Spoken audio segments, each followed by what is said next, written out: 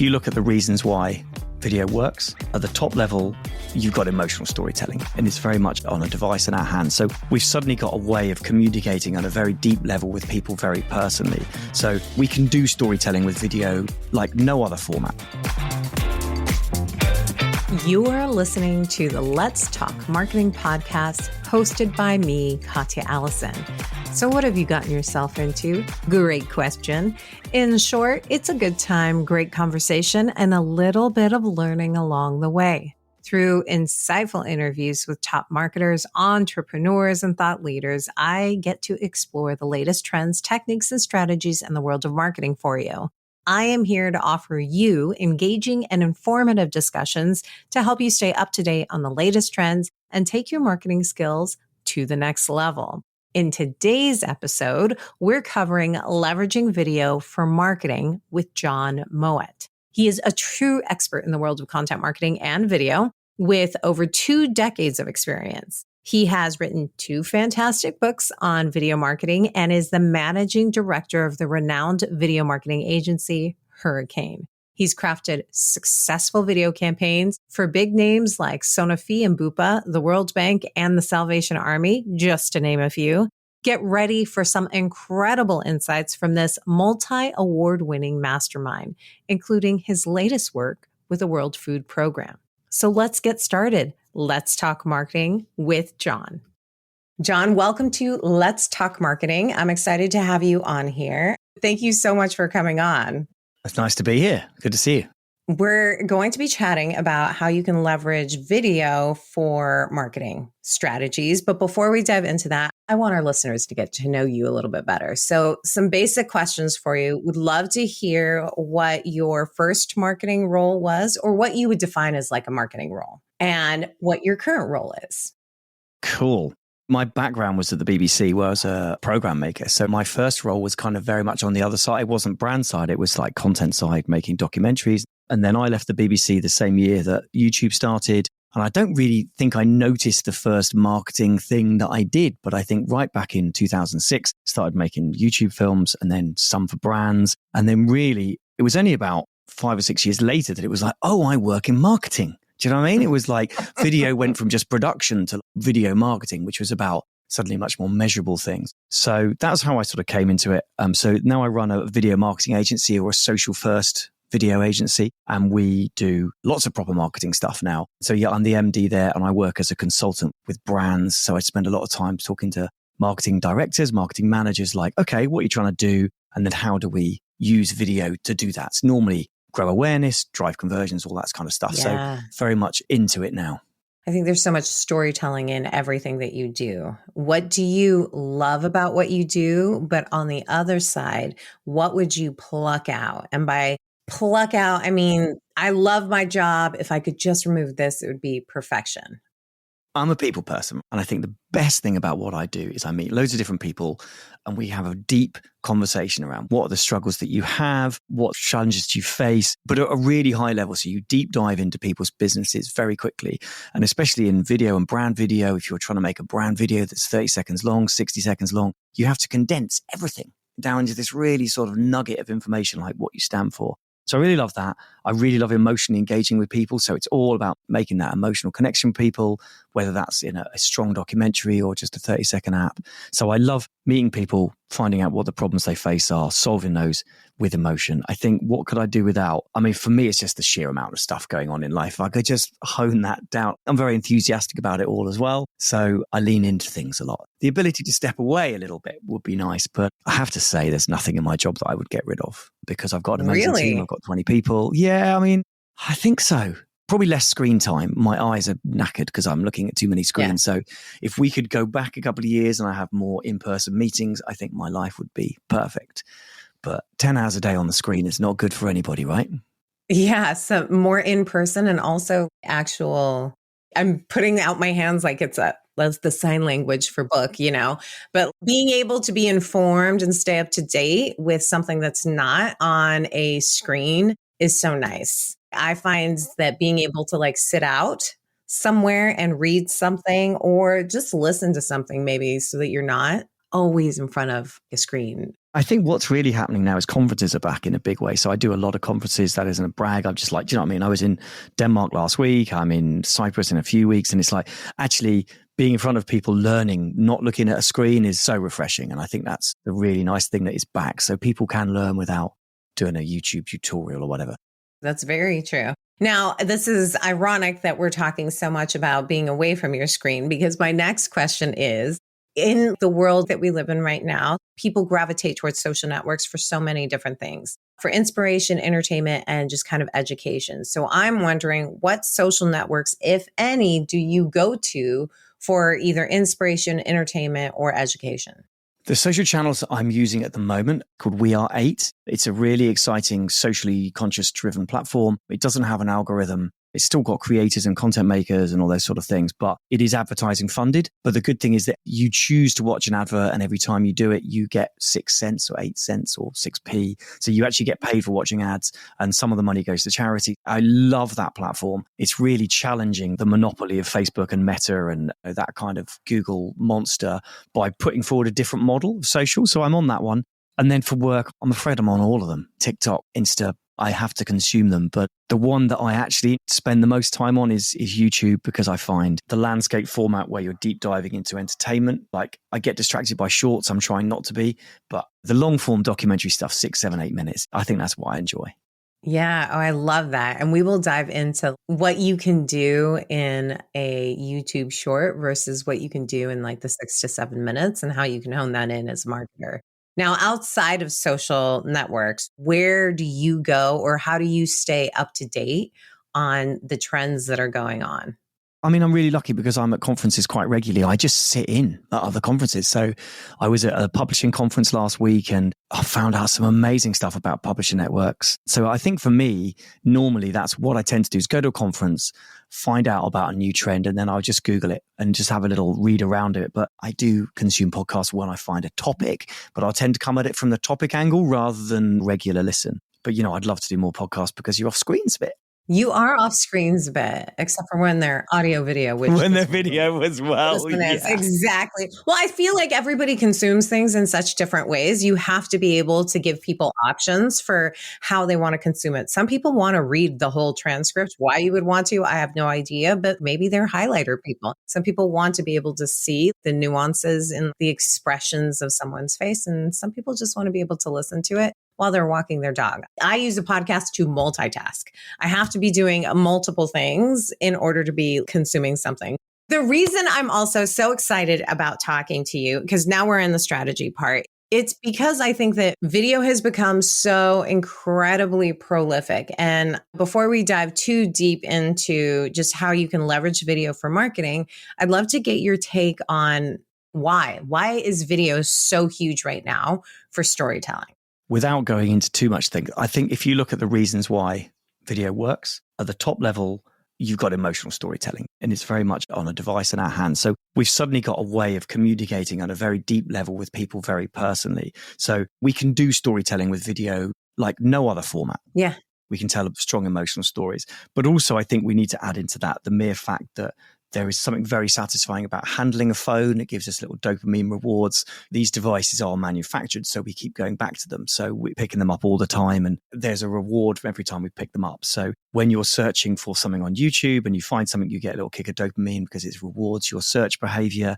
So they're almost semi-addictive devices, aren't they? Let's be honest. Yeah. There's a big discussion around, is it addictive or not? But merely that actually, because you get dopamine hits a lot, your brain tells you that as a source of things where you're going to find things rewarding. Also, it's moving image. So you've got these cells in your eyes called the ganglion cells, and they've evolved so that we don't get eaten by snakes. You know, if there's a movement, you get attracted to it. So suddenly we've got these devices in our hands that attract our attention all the time. Which is why if your phone is face down on the other side of the room and the LinkedIn alert goes off or whatever alert it is, you have the little light comes on and you're instantly attracted to it. So just moving image is really attractive. And then the main reason it's so powerful at the moment is targeting. We can target people by interest groups, age, demographics, likes.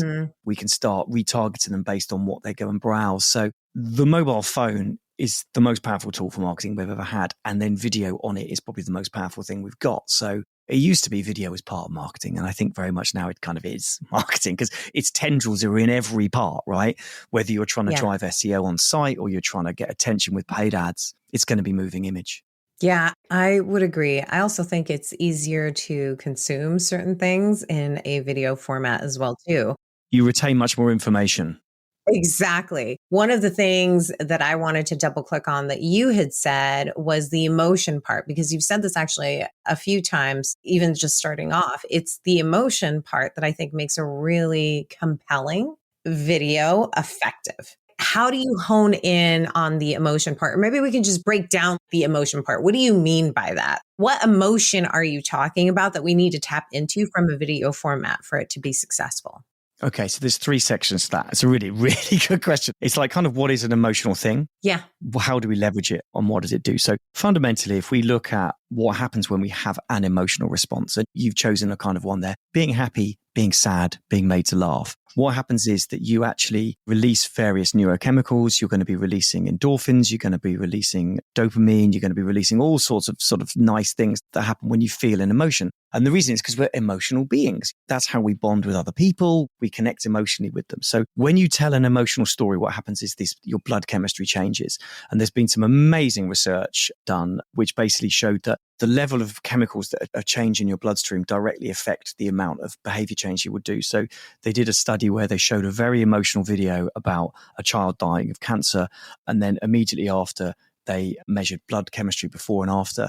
And they asked people if they would donate money to charity. And the people who had the biggest response in terms of dopamine and endorphins, they actually gave more money to charity. So what we can show is that we can change behavior by changing brain chemistry. So what happens is you show an emotional film, there is an emotional response, there is a neurochemical response, and that actually affects people's behavior, which is really fascinating because we can push emotions to do things. But then also there's this whole kind of like system 1, system 2, which is a book in itself, but we have 2 ways that our brain thinks about the world. We have system 1 and system 2. Your listeners have probably heard of this, but system 1 is the subconscious. It's our sort of lower brain, lizard brain. What helps us to react very quickly to things. It's why we make snap decisions. It's also the kind of thing where we drive in autopilot. So if you're driving along, sometimes you drive along and you get where you're going, but you don't quite remember driving there. Do you know what I mean? You were kind of in autopilot. That's your system 1 brain taking over because it doesn't use much glucose. And then we have system 2, which is conscious decision making. This is like, I've got a mortgage. Where am I going to live?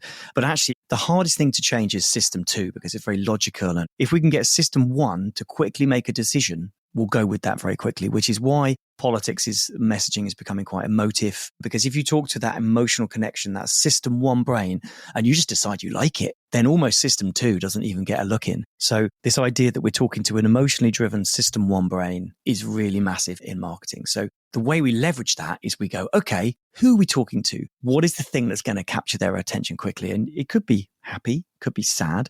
But actually, if we're talking like a B2B market, you're not always doing a big charity thing where you're saving the world, but people suffer from FOMO. They worry they're going to lose their job. They're worried that everyone else is overtaking them. So those emotional drivers are the real reason that somebody will buy your product. So what we're looking to do when we make content is figure out what that emotional driver is. What's the thing that really people care about?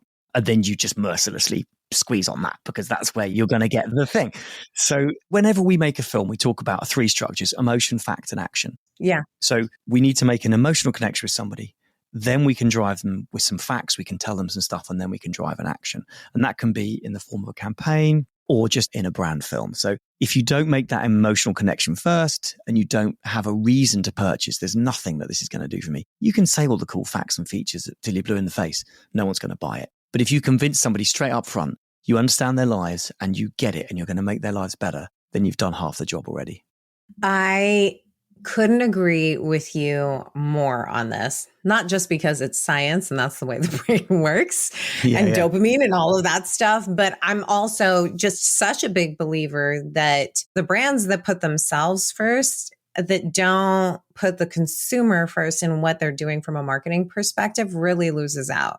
I've seen people get so hyper-focused on the right words to tell them about themselves versus speak to their pain points. You're expecting, I think, as a brand, if you're just focused on talking about yourself and not focused on the consumer and what they're feeling and what their pain points are, then you're just asking them to sit there and watch you talk about you. I feel like when you break it down in that way, you're like, okay, well, yeah, that makes sense. But now as a marketer, I'm like, okay, well, how can I create something that emotes anything out of freaking fidget toys? You're lucky there with a fidget toy. So let's say you're marketing to parents. I mean, you're putting me on the spot now, but actually every parent wants their child to be happy. And if your child suffers from ADHD or they're on the spectrum in some way, probably isn't politically correct the right way to discuss it anymore. But, there's a reason why this child is suffering.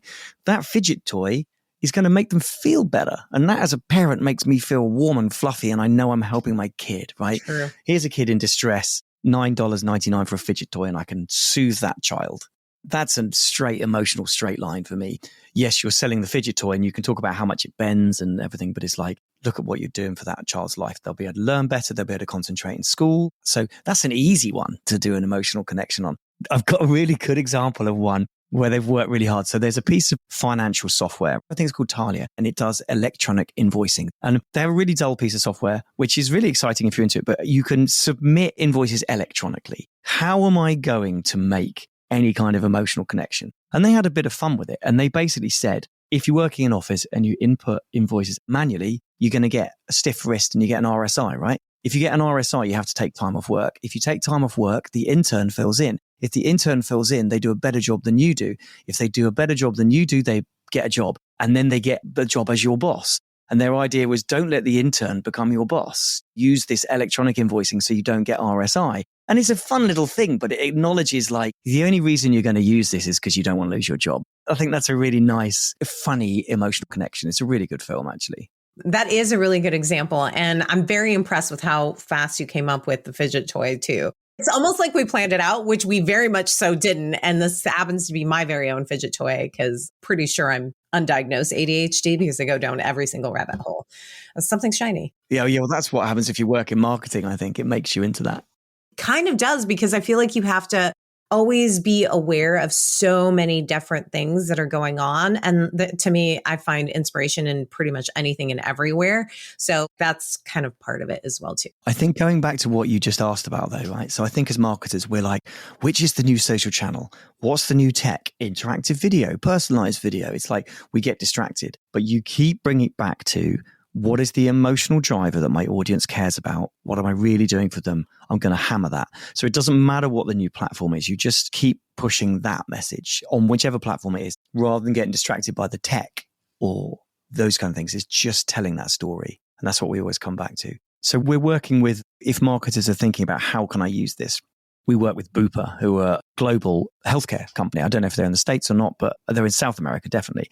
So how do you just talk about private healthcare? Well, actually, by owning the conversation around well-being at work and wellness at work, looking after yourself, meditating, but also structurally making sure that the company is looking after its people, suddenly we can run a marketing campaign around how to be better in your life, how to get a better life-work balance. And all of this emotional stuff is so relevant to us at the moment because of burnout, because of working from home. It's really important. And yet that is now owned by this private healthcare company. So it's not just going, if you sign up to us, you're going to get X, Y, Z. It's like, we care about this stuff. We care about you. We care about this topic. We're thought leaders. And suddenly you just open up the conversation in a totally different way.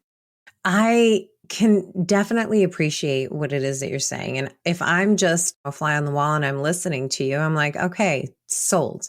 I'm buying what you're selling. Emotions are important. I like that. But how do I actually even attempt to implement something like that in-house? Let's say I am working for, I don't want to say a boring company. Challenging company.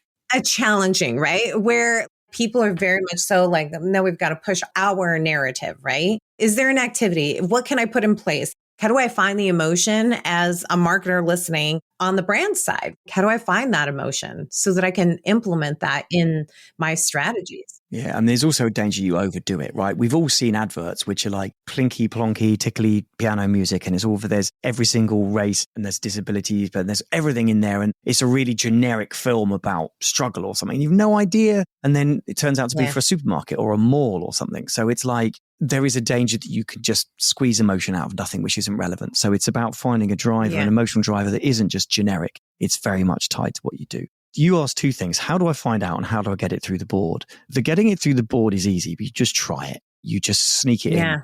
You just do one campaign. Because I think with video, we can sometimes think about 60-second brand films. But actually, you're doing all sorts of other stuff, podcasts, webinars, mid-funnel, how-to videos. Yeah.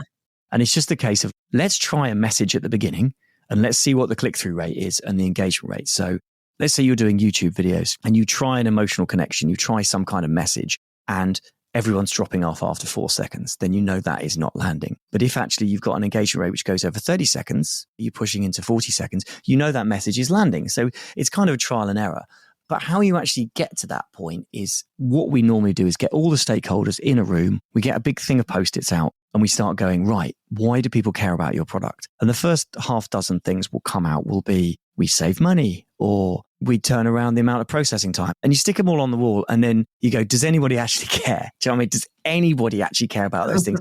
And you have a really honest conversation. Then you drill down and go, okay, all those things on the board, what do they actually do for the consumer? And it might be they can finish half an hour early and they can go and see their kid. They can do that. So I can't remember again the brand, but there's a really good, I think it was some financial brand. It's like you can use their app to monitor how this particular thing is doing. And in the advert, someone uses that time to go and see their kid in a ballet and they get to support their child because they get away from work early. It's like, just get it all up on the board. And then what we normally find is there's some that are like too risky. For example, if you're saying, well, we know you're a bit lazy and this makes your life easy, like that's never going to float, right? But there's a sweet spot of discussion in the room about 2 or 3 things that really might resonate. And then you just test them. I appreciate that you are saying bringing in all of the stakeholders, because I can't remember if we were talking about this before we started. Well, leave out the argumentative ones. Yeah, exactly. And I can't even remember if we were talking about it before we started recording or while we were recording, but it really is getting everybody aligned so that there's not this internal, I don't want to say argument because that sounds so negative, but for lack of a better word, an internal argument about what we should be saying about ourselves, right? When you lead with emotion, I think it's so key to get everybody on the same board and kind of aligned. And when you involve everybody, it really does help. I am kind of curious. We've talked about the emotion part and we've talked about some really positive emotions. What are your thoughts, or do you have thoughts on this, on the negative emotions playing into campaigns? Do you know what I mean? Like anger? Yeah. There's anger, there's FOMO, there is fear. You can use those very effectively. You know, we do a lot of charity marketing and charity comms. And okay, let's take charity because it's a nice, easy, clear thing. Traditionally, you'd go, here's some video footage of a child dying of starvation. That's punchy, right? But you can get fatigued by that. But actually, let's talk about how you can go for a run near to you and feel better, but also make money by running using an app or whatever. It's like everybody know it's shit, right? We know there's people starving. We don't need to necessarily hit that all the time. Here's what you can do about it. So you can use the fear, but it isn't necessarily as effective as going, there's actually something you can do. But the classic model is you spend the first third setting up the problem and the last 2/3 setting up the solution. So I don't think there's anything wrong with negative emotions. I think anger is a really interesting one, right? Certainly fear, distress, empathy, they all work. There's nothing wrong with, if you don't use this product, you're just going to get worse or you're going to lose money. They're fine. You just need to get to the solution quickly. Yeah. And I like the breakdown of setting up the problem in the first third and then solving it for the viewer or the consumer in the last 2/3. I was just going to say video's massive, right? And we're kind of talking here about 30s and 60 brand spots where we're doing it. That's like, but that's only part of it. If you're doing a 15-second TikTok, it just needs to be funny. Yeah. There doesn't need to be any brand messages in there. So it's very easy to go down with video like a whole of like, right, we're doing a 30-second, 60-second brand spot. There's like 2-hour podcasts. There's like all these different social media. So it's like, if the image moves, it's video. I think what we've been particularly talking about is those brandy top of funnel things. Yes. But as you move through the funnel into like help content, you can make reference to the emotional stuff that's in the big campaign, but really you're trying to crack on with answering the problem as soon as you can. Yeah, absolutely. That was just a little sort of note, really. It's actually a really good segue because my question was going to be much more on the length of it, because we have been talking about setting up and telling the story and making that emotional connection. I am a big believer that storytelling is a part of any really good marketing campaign, regardless of length. But I am really curious, how do you create that 60-second video that's going to do all the things that you want it to do? Or maybe it's the advice is don't force that 60-second video to do all the things you want it to do. I've just been in so many of these situations where people think like, oh my gosh, this 3-minute video is going to change the world for us. But it takes a lot to put a video together, in my opinion, coming from the content side of it. So I'm really curious of your thoughts on, maybe it's not how do you go from like a 3 to 7 minute to a 60-second and still being able to make both of them compelling. Is there a formula for the 60-second that's different? Do you know what a spork is? Of course. Right. So a spork is a spoon and a fork, and it's a really, really, really bad spoon and it's a really bad fork. It doesn't do either of them very well. And the ones with little knives on the end, you can't even hold them very comfortably. It's like a spork is not a good tool. It's not a good spoon. It's not a good fork. It's not a good knife. And it's the same with video. If you try and make a 3-minute that's everything for all the various departments that works for sales and comms and internal HR and all the rest of it, it's going to be a disaster. So my thing is one thing per video, like there's one goal. This is what we're trying to do. And the way that you can placate all the stakeholders in the room is what we do is we'll go, okay, instead of a 4-minute film that's everything, it's got an intro and then all the different verticals that we do. We go, okay, we're going to do a 30-second brand spot, which is about who we are and why we care and we get you. And this is that emotional thing. But then each department's going to get a 60-second, which sits on their own landing page, which explains what they do. And then everybody gets what they want, right? All the stakeholders of the room just want their bit in the film. And we go, your bit isn't in this film, but you've got a whole thing over here where you get to dig into what you do. So we do lots of films. And I think that's the difference. It's like, don't do one that does everything, get a plan that does everything. So you'll have at the top of the funnel, something hero, grab attention. Then that's going to drive traffic to the next layer, which is like, okay, what do we actually do? Next layer, what do people say about us? Next layer, what's the breakdown, deep dive into the detail? So we view it as a funnel with lots of different content, answering each of the problems at each stage of the funnel, rather than we're going to make a 60-second promo and it's going to sort our lives out, because it isn't going to do that. It's impossible. And I think also, especially with people's attention spans being so short, it's got to be really freaking compelling for someone to be able to watch a length of a video. And maybe compelling is too dramatic, but if you can lose me easily in the first 60 seconds if you don't quickly get to the point of what the next 6 minutes of this video is going to be. Yeah. And I think that this idea of attention spans is really interesting, because I think we can all binge a box set, right? We can all sit there for 10 hours and pay attention. It's more like we're competing for a finite amount of attention. And your biggest competition is not another brand. Your biggest competition is Netflix, or your biggest competition is, something that's coming out on the TV. It's like, we've only got 8 hours of screen time a day, right? And it's how do we get that? So it's about how you steal the attention. But some of the most successful films we're doing at the moment are 9 minutes long. We're doing a documentary series about how healthcare is connected to the future of the planet and climate change. And the idea is we can have the best healthcare in the world, but if we're on a planet that's burning, we're screwed. So it's like we need to sort the planet out so that we can sort our own health out. And we're doing amazingly well with those 9-minute films.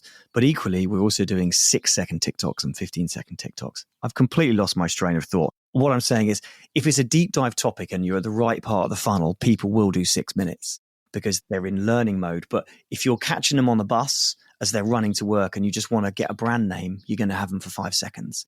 It's not only where people are in the sales funnel, it's like where they are in their day.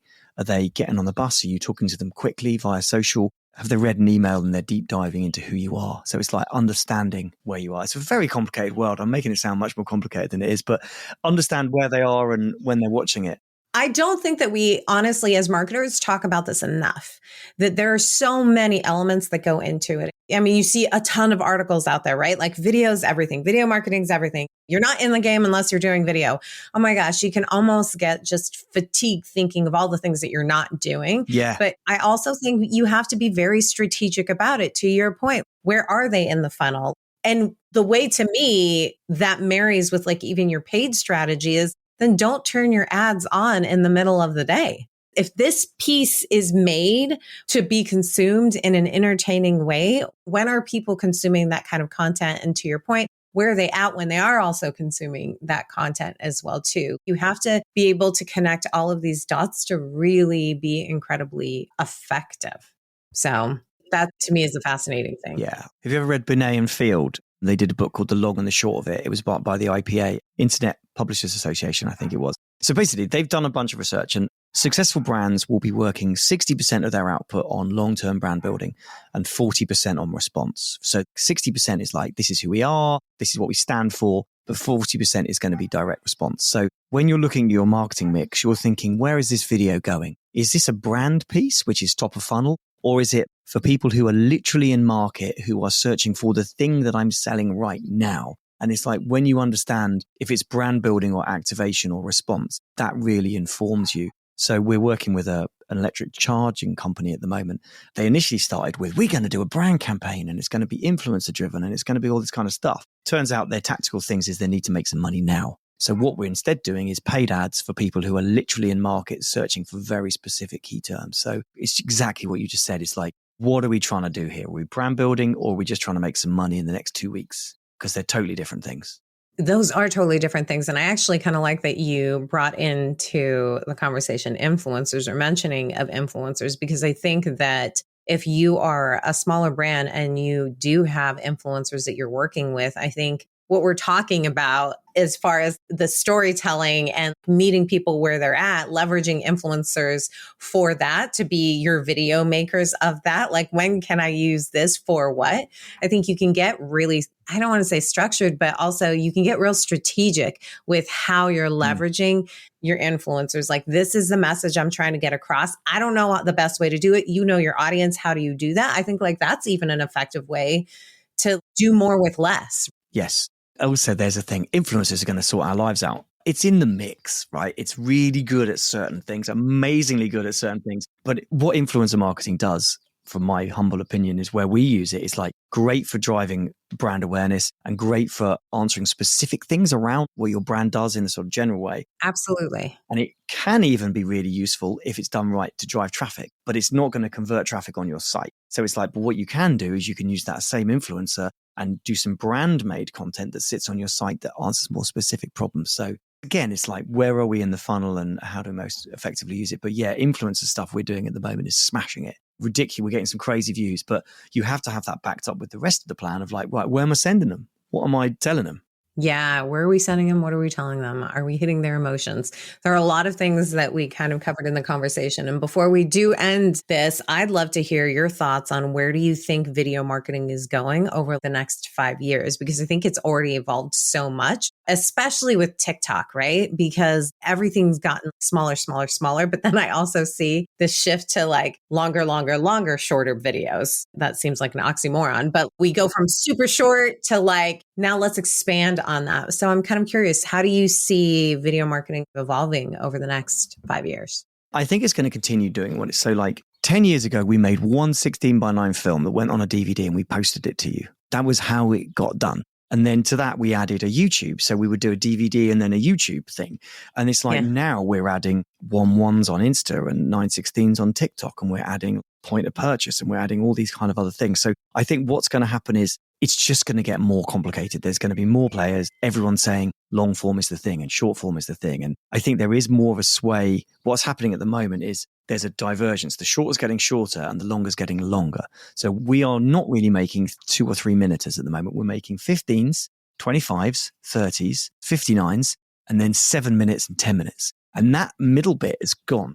And I think that's good because that is like, are we deep dive? Am I understanding the product or am I just getting some noise and being made to laugh and stuff? So I think that's going to happen. And I think personalization is going to be the big thing. So we haven't really touched on this, but the personalization technology now means that I can send one person a video that feeds back to them any data that I have about them, their name, their age, what they've bought, and they can get a video that's personal to them. We've done some work with a sports club, and you can say, hey, James, thanks for coming to 15 games this season. You saw 32 goals. You've seen this and this and this, and it personalizes. It's like the Spotify Wrapped, right? At the end of the year, you can send people very specific things. We're also working with pension companies to say, hello, Sarah, your pension is now worth this much. You've invested this much, and you can take this much out when you retire. It's like very, very personalized content. And I think that's a massive way that it's going to go. I feel like we could totally do a completely other podcast just on personalization. Yeah, absolutely. I have such opinions about it because I think so often people are like, personalization, sure, insert name here. I'm like, that's not really personalization, dude. It's so much more than that. We did a campaign, literally went live 2 weeks ago. 60% open rate, which is very, very good. 98% engagement rate. So 98% of people watched all of it. I mean, it's insane. That is an insane percentage. Yeah, because you send someone video about themselves, because everyone's a bit narcissistic, right? We want to watch a video that's all about us. So it's like people watch it to the end. Tell me more about this person. Talk about emotions. Yeah, exactly. It's a good emotional driver, everyone's favorite topic. And it's funny because you said 98% engagement, which is really huge. But for our listeners, what is a quote unquote good engagement rate on like a video? Let's start with how many people watch it. Let's say you've got a YouTube channel and you open your YouTube channel and you're getting a click-through rate of 5 to 10%. You're doing well. Above 10%, you're smashing it. 2.4%, 2%, you're doing really badly. If you're getting click-through rates of those, you need to be looking at your thumbnails, you need to be looking at your meta tags, you need to be looking at your titles. Like, you're in trouble there. Because actually, if you think about it, if you move the needle of click-through rate from 2.5% to 5%, you're doubling the amount of views you get. So every time you double the click-through rate, you double the amount of views you get. And it's like, well, actually, if I could double the amount of views I get just by changing the thumbnail and the title, I'm going to do that. Then engagement rate. If you're doing a TikTok or some shorts, then engagement rates of like 80%, I think are good. If you're doing a long form on YouTube, let's say it's 8 minutes long, YouTube is going to start rewarding you if the average view time is over like 4.5 minutes. So the reason that we're getting longer is because YouTube wants people to stay on YouTube and watch it for as long as possible. So if you do a 10-minute film, they would much rather half an audience watch 5 minutes of a 10-minute than a whole audience watches a 2-minute. If you think about the amount of time that people are on platform. Yeah. So if you have a longer film and you keep people for half of it, they push you up the algorithm. You get found more via search because you're keeping people on YouTube. I can also do a whole podcast on this. We've got so many multiple topics that are coming up. I didn't even plan on asking that question, but I also think it's so important for people who are listening, because I think we look at views and there are all of these thoughts and there are all these articles, but in reality, what is good? I'm also a big believer that you kind of have to measure yourself against like your own goals as well too. Let's say you're just starting off with video and you do get the 2%, right? With your next video, you've got to improve on that. To me, it's always like improve on what you did before. That's how you know that your message is hitting and all of that stuff. So yes, I mean, I think that you can compare your metrics with the standard quote unquote, but also you have to always be improving on whatever it is that you sought out to do because you're the one that's pulling the levers and turning the knobs. Yeah. So very, very quickly, if you're top of funnel, your metrics should be views and engagement rate. And if you're bottom of funnel, it should be cold, hard clicks. You don't care if only 10 people watch it as long as 10 people click it. Whereas at the top of the funnel, you want millions of views or hundreds of thousands of views. And you don't really care if they click because you're different things. So yeah. It's figuring out what you're trying to do and base your metrics on that. I could talk to you for so much more time. I do have one final question, and this one's the fun question. Here we go, because you've given me so much time. But I'd love to know, if you knew then what you know now, what's the marketing advice that you give to yourself? Take a break. Give yourself a break. Okay, there's two sensible answers. Number one is be prepared to fail sooner and iterate faster. Love that. Test it, fail, move on. Test, fail, move on. That's my number one advice. Really get your measurements right, test if it's working, and then ditch it and go, yeah, that didn't work, and do something else. So that's kind of my marketing thing. The other one, I think the real advice is like, if I was talking to my 20-year-old self, take a break, take those screen breaks. Don't burn out. Because I think in marketing, there's always something you haven't done. There's always a blog you haven't written. There's always a strategy you haven't written. And you need to step away and go for a walk so that you can come back and focus on the right thing. That's my life advice. Both really great pieces of advice. I won't get them tattooed, but I will write them on my whiteboard. Well, they're quite long answers to get tattooed, you know? And they would be very, very long. Well, thank you so much for coming on here and bestowing your words of wisdom at the end, but also sharing your insights throughout our conversation. Thank you so much. It's been a pleasure. Thank you. Thank you very much. In a world of short videos, long form content, or really anything that's like moving pictures, I think it's imperative for marketers to stay on top of video. Latest, greatest, how to tell a story behind it. It can't just be all about getting all the sexy things together. We can't all be Spielberg. Am I right?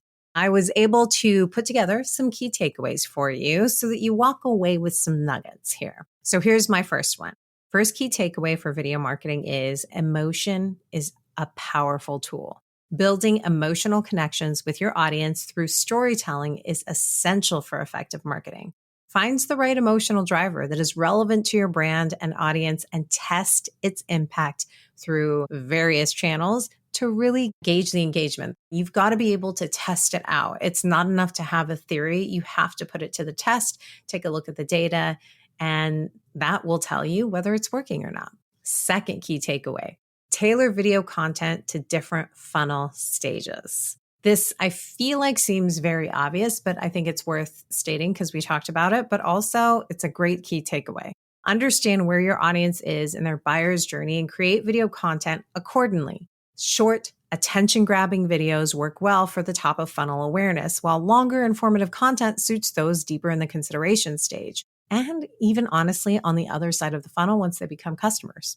Help them learn the tool or learn a little bit more about your product. Video is a great way to do that.